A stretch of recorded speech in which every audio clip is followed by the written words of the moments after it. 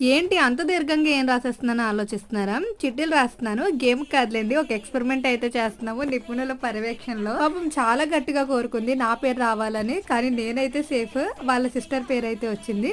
మేము మొన్న బయటికి వెళ్ళినప్పుడైతే ఈ వ్యాక్స్ స్ట్రాప్స్ తీసుకున్నాం. అప్పటి నుండి కూడా ట్రై చేద్దాం అనుకుంటూ అలా ఆగిపోయాం. ఈ రోజు అయితే వాటికి ముహూర్తం పెట్టాం. అయితే ఫస్ట్ ఎవరు చేయాలని కొట్టుకున్నాం. ఇవన్నీ కాదు చిట్టీలు వేద్దామని చెప్పి అయితే చిట్టీలు వేసి పేరు తీసాము. ఇంతలోనే ఇక్కడైతే ఒక కుట్ర జరిగింది. వచ్చింది ఒక పేరు అయితే ఇంకొకరు కూడా తోడుగా వేయించుకోవాలని చెప్పి నాకైతే బలవంతంగా వేసేసారు వద్దన్నా కూడా.